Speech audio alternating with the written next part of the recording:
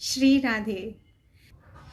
चलो, अगर अभी हम लोग डिस्कशन कर रहे थे कि कैसे नारद मुनि अपने पूर्व जन्म की कथा व्यास जी को बता रहे थे, तो व्यास जी ने पूछा, भाई नारद मुनि, आपकी इस दिव्य लीला को मेरा कोटि कोटि प्रणाम, लेकिन आप एक मुझे बात बताइए, पूर्व कल्प की बात आपको स्मरण कैसे रही जब आप अपने इस रूप में प्रकट हुए?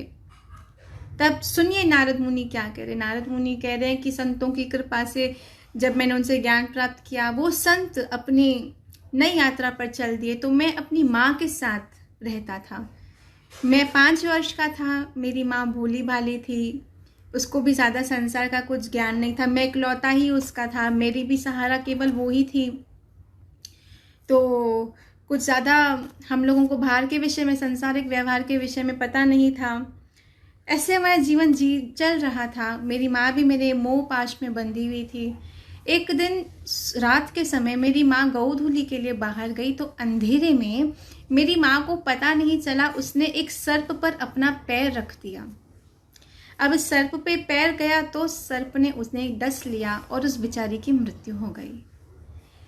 आया है सो जाएगा, राजा रंग फकीर, कोई सिंहासन चढ़ पड़े, कोई बांधे जंजीर। मैं, आप, जितनी भी जीव जन्म लेते हैं, जन्म लेने वाले की मृत्यु सुनिश्चित है।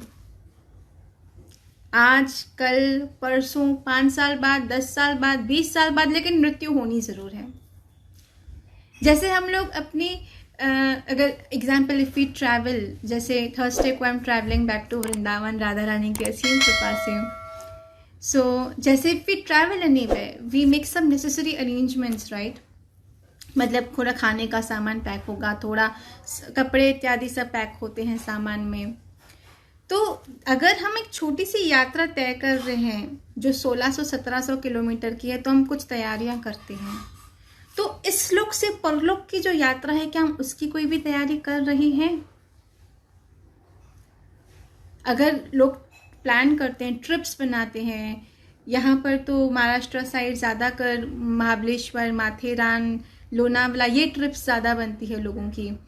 तो प्रिपरेशंस तो लोग क्या ज़बरदस्त करते हैं, ढोकला, ये पता नहीं क्या क्या डाल देते हैं बैग में। तो छोटी सी एक ट्रिप पे जाते हैं तो इतनी प्रिपरेशन, लेकिन इस लोक से परलोक जाने की जो यात्रा होने वाली है, क्या उसकी कोई प्रिपरेशन हम कर रहे हैं? I am not trying to scare, मैं किसी को डराने की कोशिश नहीं करी, मैं एक जनरल क्वेश्चन पूछ रही हूँ, क्या उसकी हमने कोई प्रिपरेशन की है? उसका प्रिपरेशन बस सिंपल सा है, भगवान चिंतन, भगवान नाम का भजन, भगवान के लीलाओं का श्रवण, बस इतनी सी प्रिपरेशन है।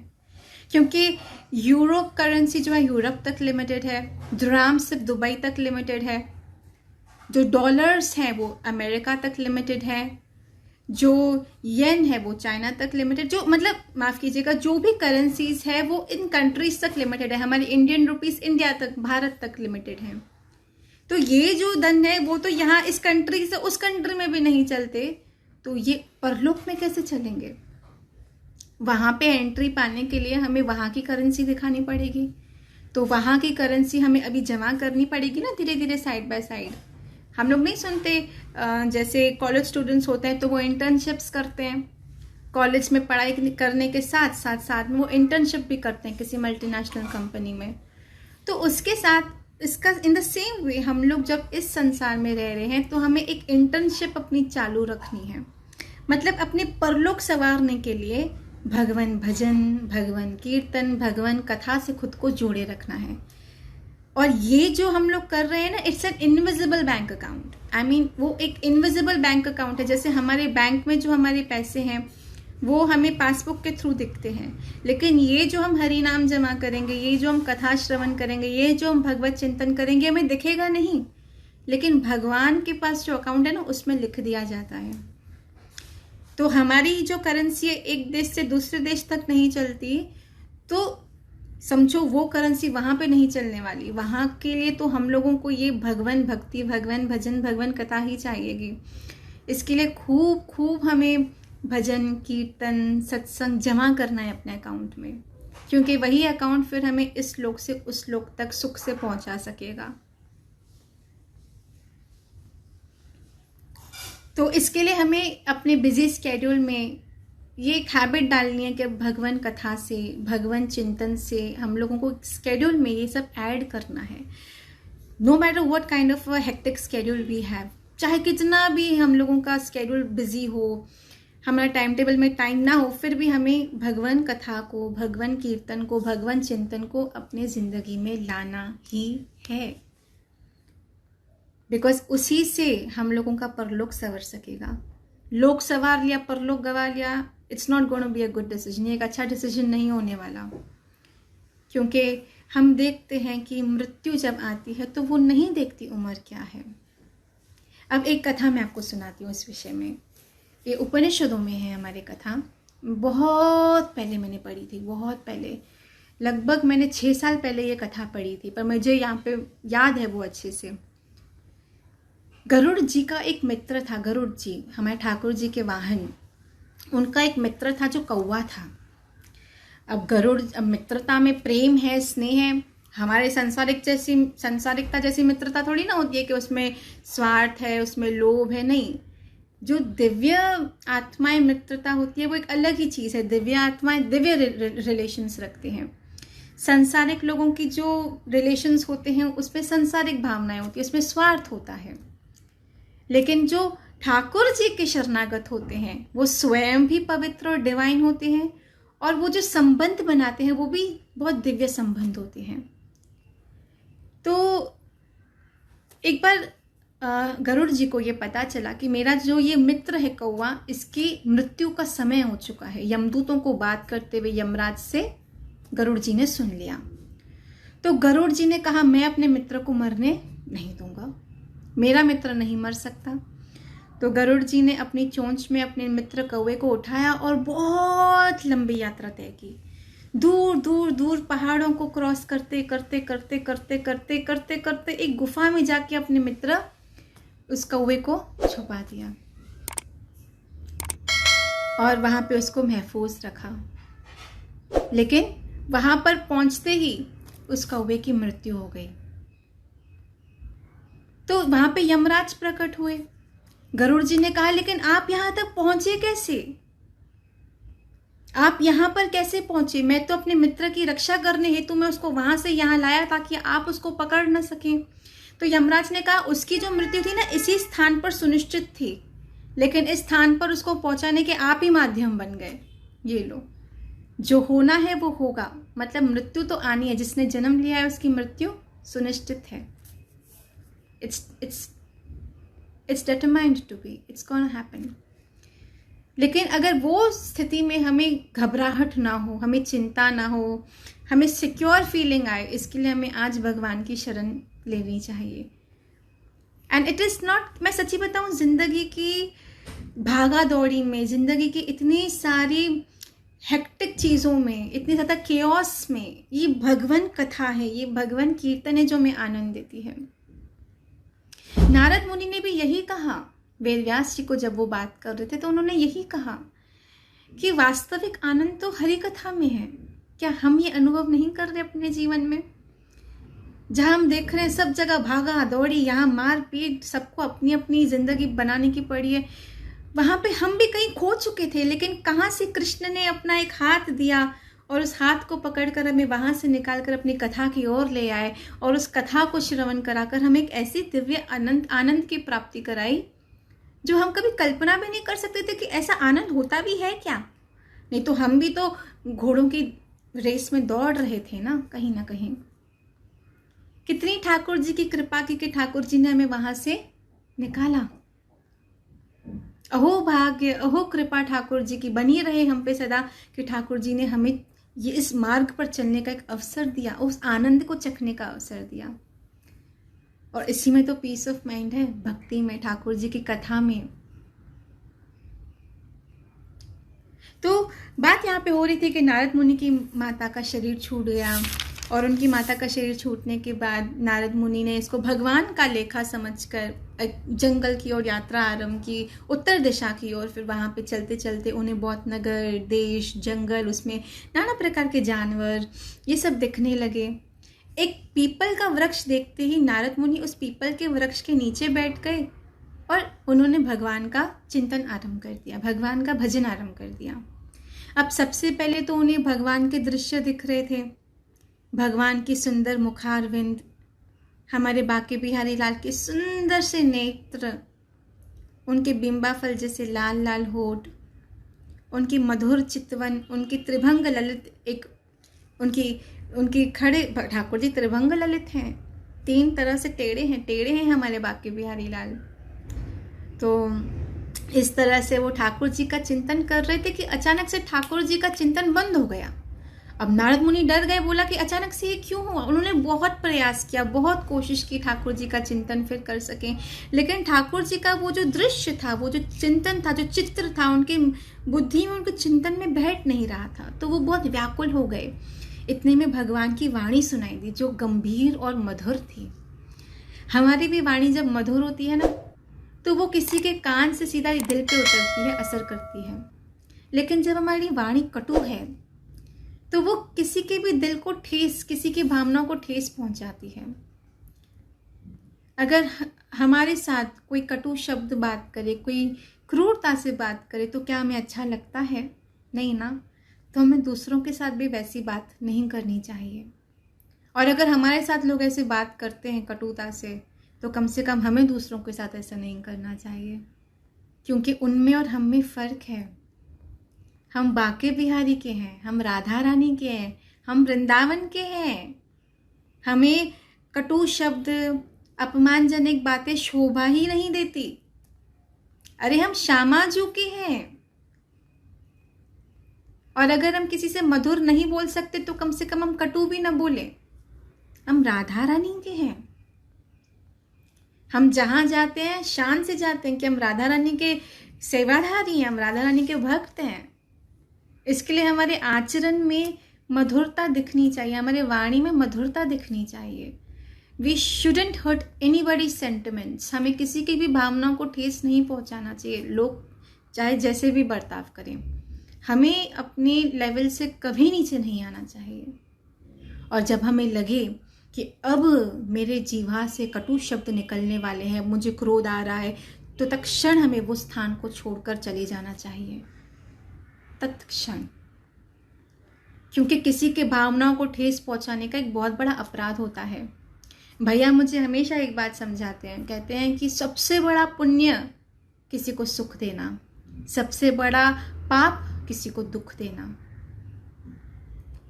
और इसके लिए हमें हमेशा ये प्रयास करना चाहिए कि हम लोग कम से कम किसी को सुख का कारण न बन सके, तो किसी के दुख का कारण भी हम न बने। ये बहुत बड़ा अपराध है। तो अब श्री राधे, नारद मुनि यहाँ पे आगे बता रहे हैं कि वो तपस्या करने लगे। इतने में भगवान की वाणी, मधुर और गंभीर वाणी सुनाई दी। भगवान ने कहा कि नारद, इस जन्म में पुत्र वत्स, तुम बहुत ही निष्पाप बालक हो, लेकिन इस जन्म में मैं तुम्हें नहीं मिल सकता। क्योंकि यदि भगवान कह रहे हैं, यदि किसी के अंदर जरा से भी वासना रह जाए, तो वो व्यक्ति भगवान प्राप्ति नहीं कर सकता। अब इसी मैटर में गंभीर विषय पे मैं आज चर्चा करूं। I have spoken to many people who are very young in this spiritual life. Young बच्चे आते हैं भक्ति में, फ़ोन करते हैं, दीदी दीदी मम्मी शादी करने के लिए बोल रही है, बोलो बोलो मम्मी को, मुझे शादी नहीं करनी, मुझे भक्ति करनी है, भजन करनी है। एक बात याद रखना, नारद मुनि अपने पिछले जन्म की बात बता रहे हैं कि उनके अंदर भगवान ने उनसे कहा कि जिसके अंदर तनिक भी वासना है वो भगवान प्राप्ति नहीं कर पाएगा। I never speak on such issues, but I want to make it clear कि गृहस्थ आश्रम कोई बुरी चीज नहीं है। गृहस्थ आश्रम कोई बुरी चीज नहीं है। गृहस्थ आश्रम में रहते हुए भक्ति करना और अच्छी बात है और श्रेष्ठ बात है, क्योंकि इससे हम लोग मेंटली सिक्योर्ड रहते हैं।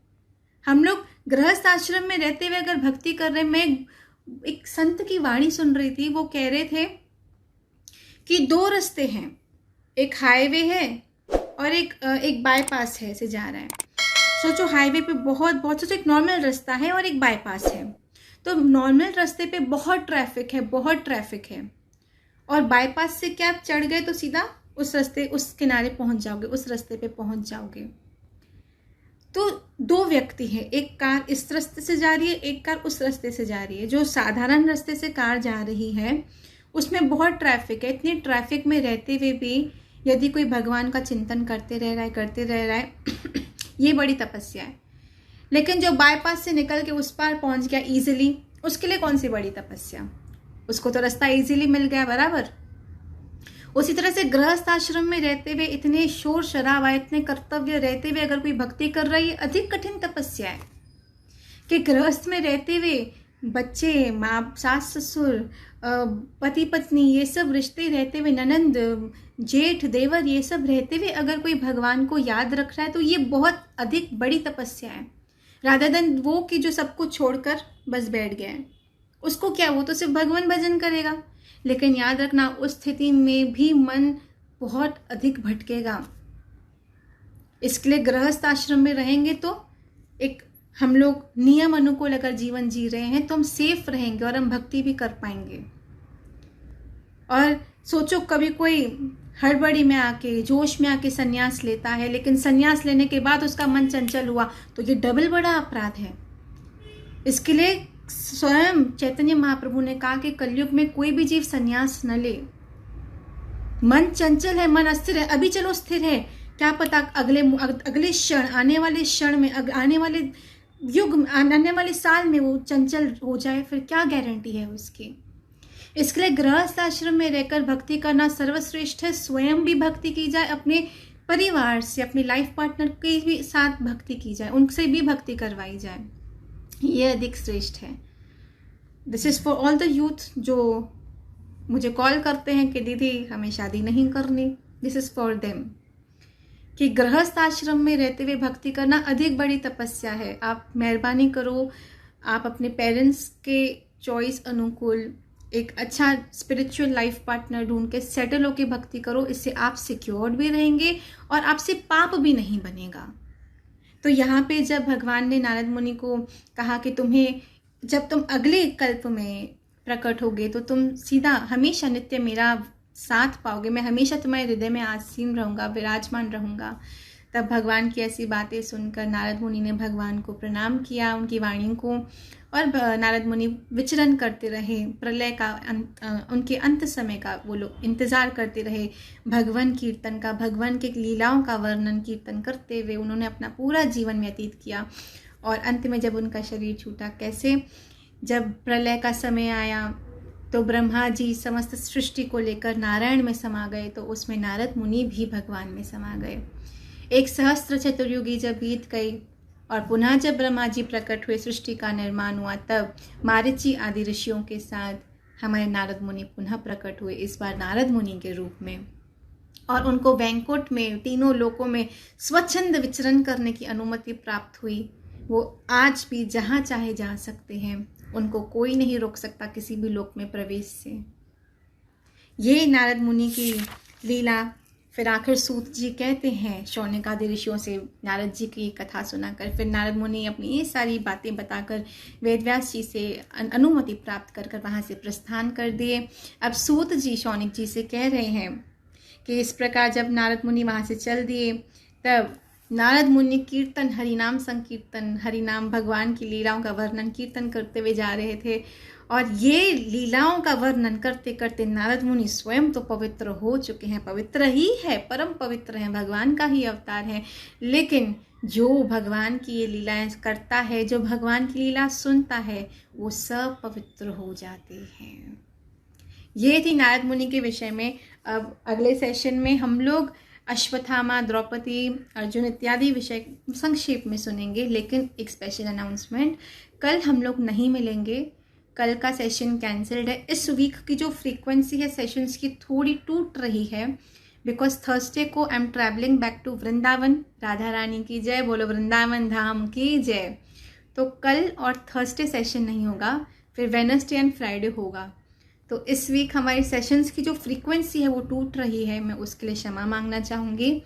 मुझे पता है कि आप सब लोग भी भागवत सुनने के लिए व्याकुल रहते हैं, भागवत सुनना चाहते हैं। मुझे भी सुनाने में बहुत आनंद आता है और आपको भी सुनने में आनंद आता है, मुझे पूरा पूरा विश्वास है इस बात का।